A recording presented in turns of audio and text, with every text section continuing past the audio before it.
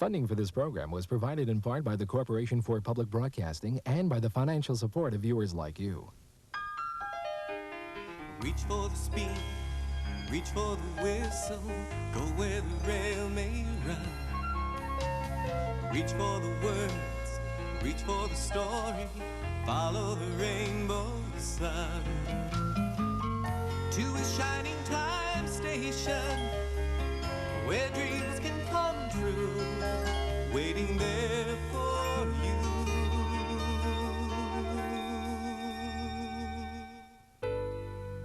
Okay, kids, I think it's time for you to go now. See? Station closed for the day. Can't we stay a little longer? Oh, I'm sorry, gang, not today. You know, I don't think the railroad cares enough about kids having fun. Boy, all Billy and Stacy can say is no. Hey, I got an idea. Okay. Bye. See you later. Is this everything, Stace? Great, yes. Oh boy, our train for Snarlyville is here. Let's go. Here you go.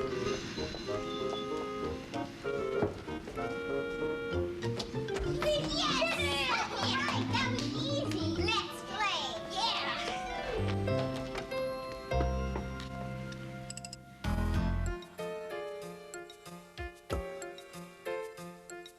I have a little brother, he's a pretty good friend. I have a lot of fun when I play with him, but it makes me mad and it breaks my heart when he goes and breaks my things apart.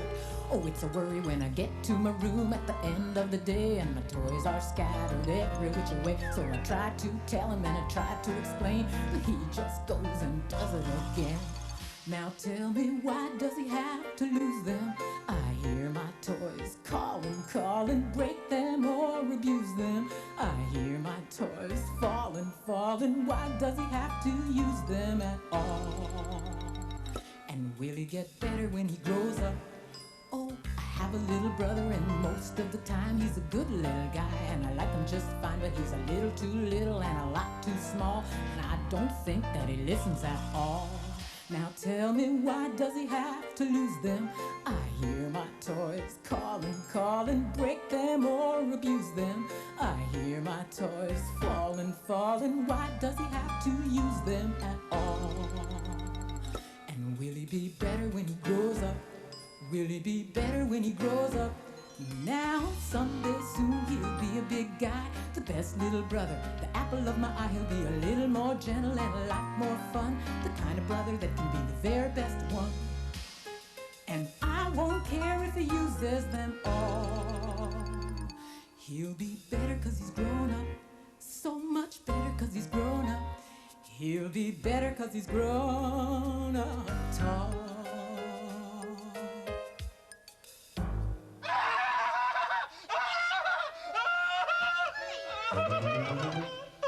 Skipper, you okay? It's a slug. What's a slug? A slug is a phony nickel. I wonder who would put a phony nickel in the jukebox. They didn't put it in the jukebox, they put it...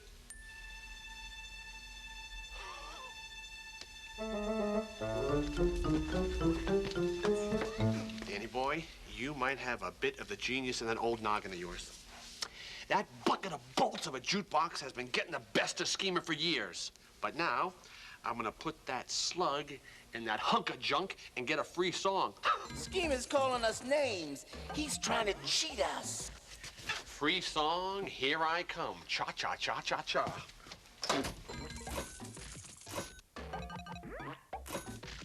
If he wants us to play, he's got to show us a little respect. Yeah, baby. R-E-S-P-E-C-T. Respect. Till then, this jukebox is closed for repairs. Here we go. Schemer!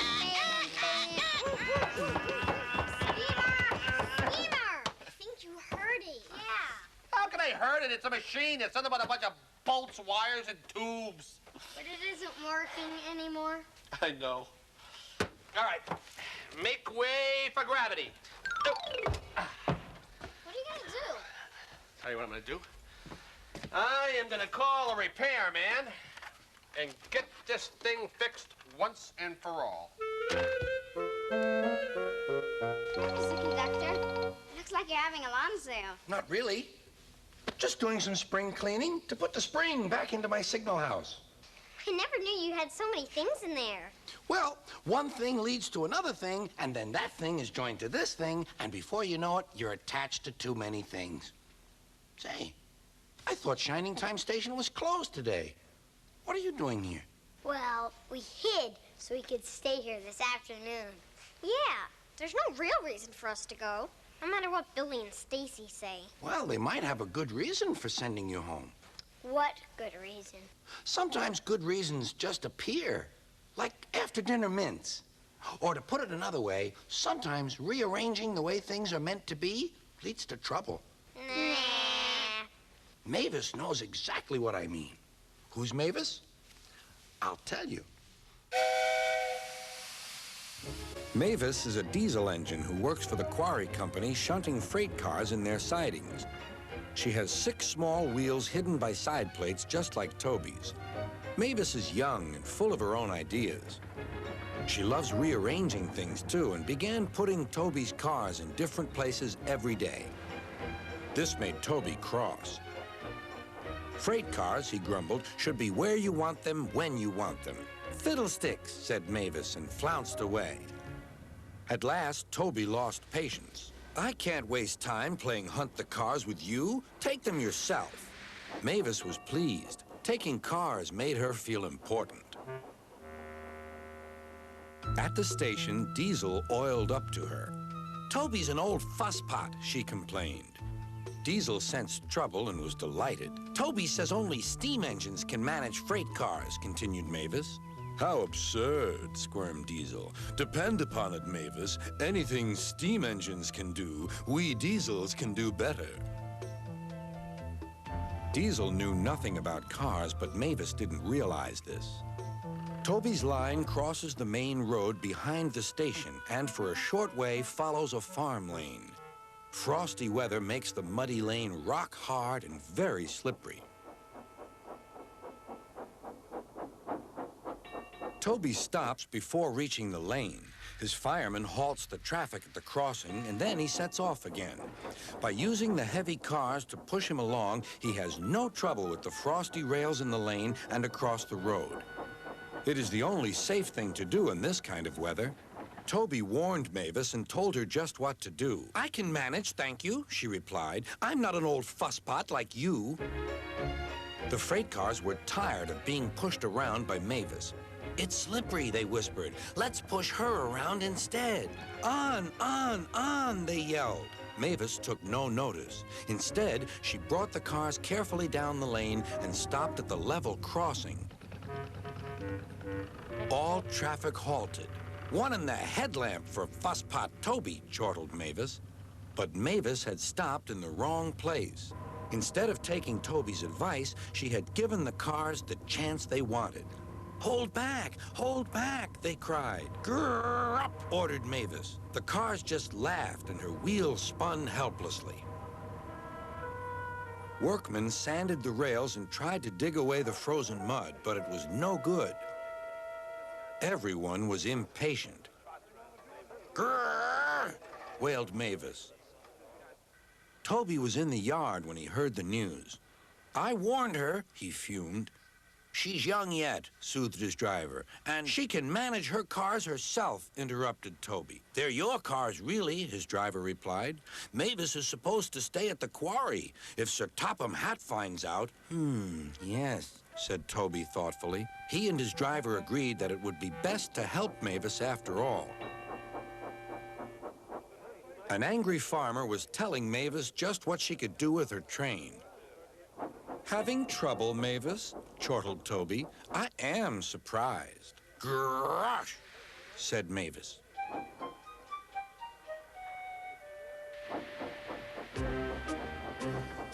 With much puffing and wheel slip, Toby pushed Mavis and the freight cars back. The hard work made his fire burn fiercely, and his firemen spread hot cinders to melt the frozen mud.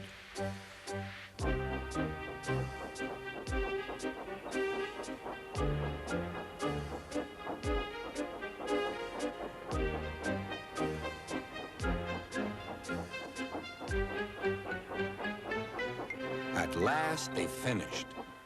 "Goodbye," called Toby. "You'll manage now, I expect." Mavis didn't answer. She took the cars to the sheds and scuttled home to the quarry as quickly as she could. So you see, sometimes there's value in what you're told by someone who's just a little old, someone who's wise and sage by virtue of age.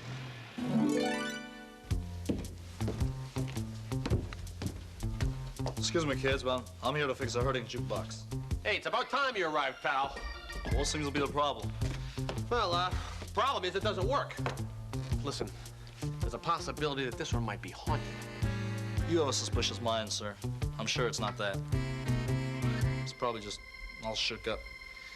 Yeah, well, anyway, listen, the clock's ticking, so let's get to work, pal, huh?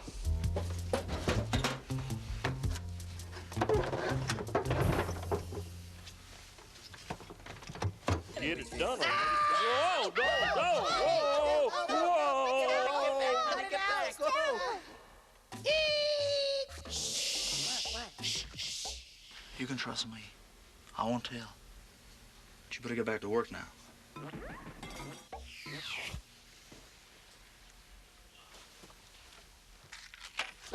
She's all done. Great. So that, I mean, it's fixed? Well, no matter of speaking, sir. Here.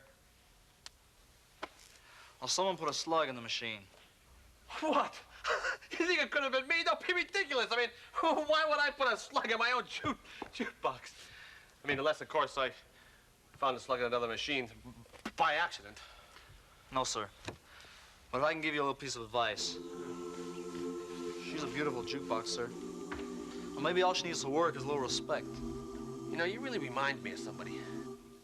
Anyways, so the machine's fixed? Well, sir, I think that might be up to the machine. But just remember now, don't be cruel. Here's your bill. It's a pretty mean pair of blue suede shoes. Oh, thanks. My mommy bought them for me. I get me a pair like that someday.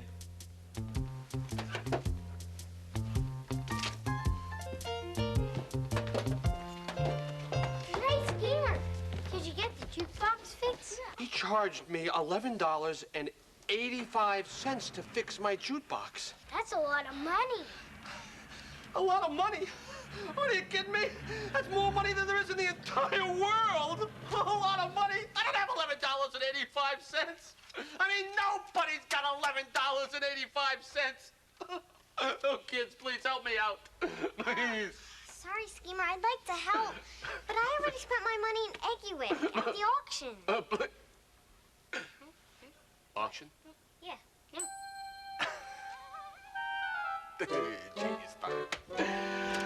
Pardon-moi. Of course, that is what we shall have here. I mean, look at all the junk in Shiny Time Station. That's it. That's how we'll pay the bill. Boom! We'll have an auction.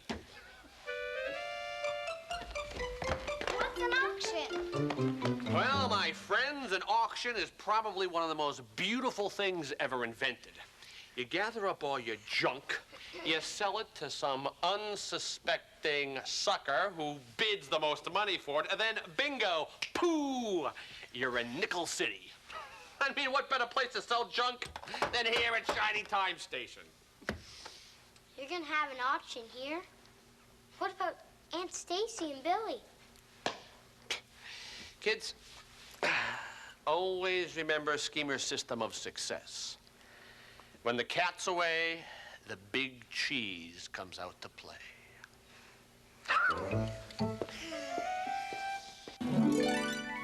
Hey there, Mr. Conductor. What are you doing?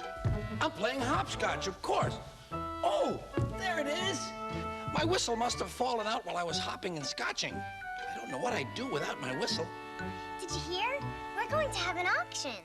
This wouldn't have anything to do with the bill Schemer got for the jukebox repair, would it? How did you know? Oh, I always know what I know. You know that. Someone might want to take a second look at that bill in order to know what I know. I don't understand. Well, sometimes we get ourselves in tracks of trouble when we don't look at the fine print or the footprints, which tell us where we're going, when maybe we shouldn't be going there at all. Mr. Conductor, sometimes I don't understand a word you say. Well, it all began with Percy. What did? The story, of course. Aren't you glad I found my whistle? One day, Percy arrived at the quarry to collect some stone for his freight cars. Snow and frost lay everywhere. There was not a sound to be heard. Percy ventured further. He found Mavis, the new diesel engine, resting in the shelter of some rocks. "Cheer up, Mavis," he whistled. Mavis was still remembering the trouble she'd had with cars. "Manager says I don't listen to advice. He says I've no business jauntering down Toby's line. Toby's a fusspot." "Toby has forgotten more about freight cars than you will ever know," replied Percy. "You must put the cars where he wants them. Then you'll be a really useful engine. Now, if you'll excuse me, I have to take these stones to the harbor." Mavis liked Percy, but she still wouldn't listen to his advice. "Why shouldn't I go on Toby's line?" The siding arrangements were awkward. To put the cars where Toby wanted them, Mavis had to make several journeys. She started making a plan. "If we used the teeniest bit of Toby's line," she said to her driver, "we would save all this bother." Her driver, suspecting nothing, allowed them to go as far as the first level crossing.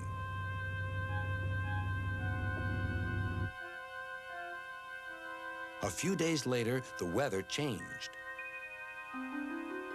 As the snow melted, the quarry grew busy again. Some trains were so long that before leaving the cars for Toby, Mavis had to go beyond the level crossing with them. Now for her plan. She would go further down the line without it seeming her fault. "Can you keep a secret?" she asked the freight cars. "Yes, yes, yes," they chattered. "Will you bump me at the level crossing and tell no one I asked you?" The cars promised. But while Mavis was away, Toby arrived. He decided to shunt the cars himself. The cars decided to bump him anyway. They reached the level crossing and Toby's brakes came on. This was the signal for the freight cars. "On, on, on," they yelled. Toby was away, with the cars screaming and yelling behind him. No one realized that melted snow had turned a stream ahead into a torrent, and the bridge above it was about to collapse.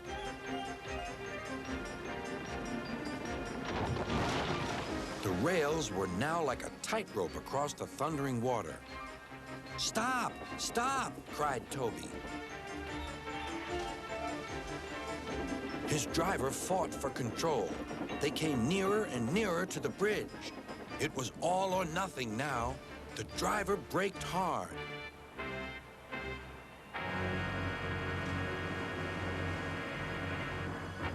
Toby stopped, still on the rails, but with his wheels treading the tightrope over the abyss. Mavis was horrified and quickly came to the rescue. Workmen anchored Toby with ropes while she pulled the freight cars away. Then she helped Toby to safety.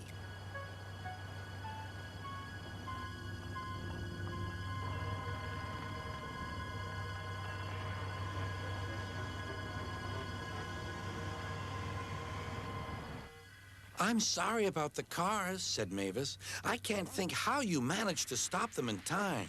"Oh, well," said Toby, "my driver told me about circus people who walk tightropes, but I just didn't fancy doing it myself." Later, Sir Topham Hatt arrived. "A very smart piece of work," he said.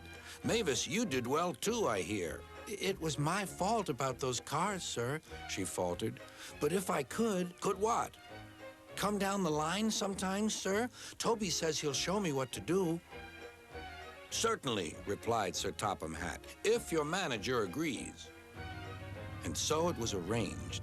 Now Mavis is as happy as can be, and Sir Topham Hatt thinks she's really useful indeed.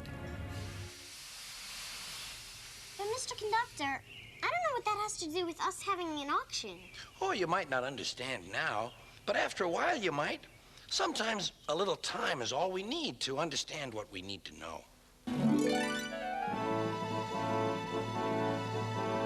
right, everybody, follow me, and welcome to Schemer's House of Deals. Hey, how's it going, kids? How's it going? All right, everybody, get over here, take a seat. What are you doing inside that towel? If you do, you're gonna pay for it. Camping out. Schemer took all my furniture and boarded up my signal house, so I'm having to rough it out here. And believe me, it's rough. But this is terrible. We didn't mean this to happen. We have to stop this somehow. All right, today's auction shall start with this incredible collection of men's threads. Let's have the bidding begin at 10 cents. 10 cents. Do I hear 9 cents? 9 cents. 9 cents. Do I hear 8 cents? 8 cents? I just bid 9 cents. Exactly. Do I hear 7 cents? 7 cents. Do I hear 6? 6. Do I hear 5? 4, 3, 2 cents. 2 cents sold to the guy. The second item is this. Can I have the number to Mr. J.B. King's office? Actually, in invented Snarlyville? before the sun. Tell you what we're gonna do now, a 2-for-1 auction. Here we go. First up is this petrified bird thing with some real live dead feathers. But you also get this kind of overgrown metal toothpick. Oh no, he's selling Billy's flute. Hey, look, that's Mr. Conductor's whistle. I wish Billy and Stacy would hurry up and get here. I don't think they're gonna make it. $2.10. That's all I've got left in our allowance. And I'm out of money. Here you go, son. Going once, going twice. $2.79. $2.79. Yes, going once, going twice. Sold to the short man with the blonde hair. All right, folks. The auction is over. Who said that? It's not over. It's over. Gee, thanks, mister. You gave us your money and you don't even know us. Well, I reckon those things belong to someone special. I just don't want to see them end up in the wrong hands. Excuse me, kids. Aunt Stacy, Billy, we're sorry. Why did you do it? We just wanted to have some fun. We weren't really thinking about how far it would go. But you found out, right? And that's why we called you, because we knew it was wrong.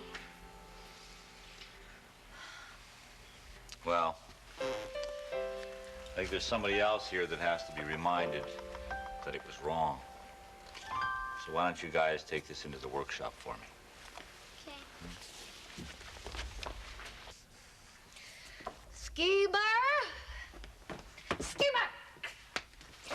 You have pulled some stunts in your life, but I never thought you'd sink this low. Trying to sell other people's things? How could you do such a thing?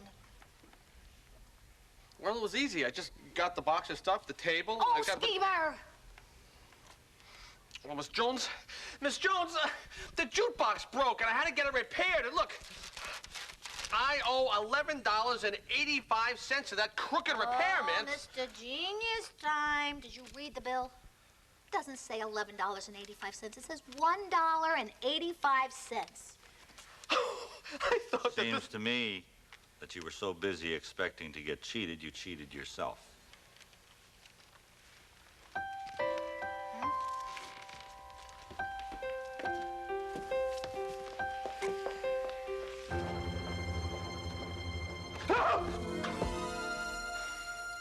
You know, Mr. Schemer, there's just something about this place. Yeah, I know what you mean. Listen, Mr. Repairman, I gotta be honest with you. The Schemer does not have $1.85. So, I noticed you admiring my blue suede shoes before, and I'm hoping that maybe this could compensate for you repairing the jukebox. Well, sir, I don't know what to say except I'm all shook up. All right, so you know. Definitely reminds me of somebody. 1 and 2.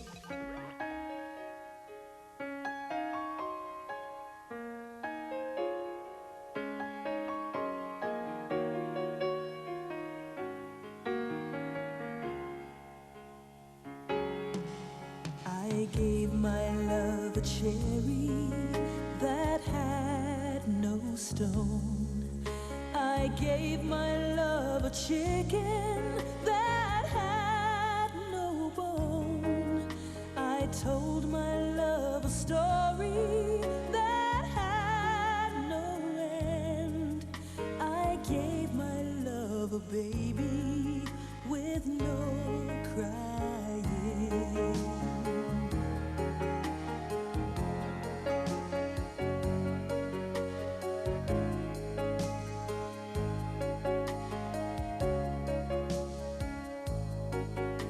How can there be a cherry that has no stone? How can there be a chicken that has no bone? How can there be a story that has no end?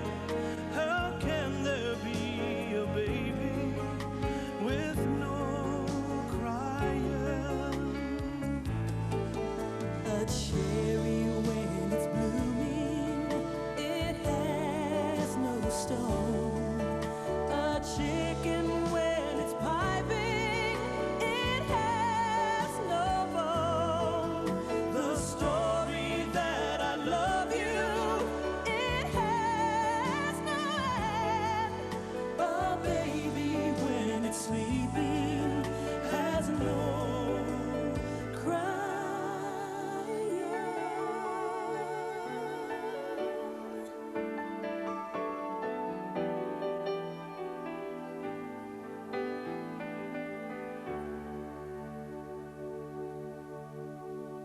Thank you very much, guys.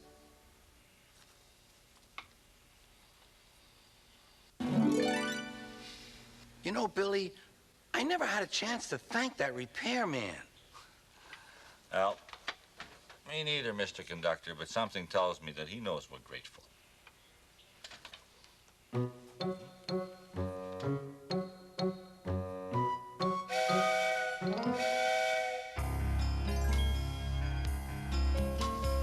Reach for the speed, reach for the whistle, go where the rail may run. Reach for the words, reach for the story, follow the rainbow sun. To a shining time station, where dreams can come true, waiting there for you. So much to see, so far to travel, so much to learn to know. Friends by your side, hopes to hold on to, who knows how far you'll go. To a shining time station, where dreams can come true. Your own imagination waiting there for you. Funding for this program was provided in part by the Corporation for Public Broadcasting and by the financial support of viewers like you. This is PBS.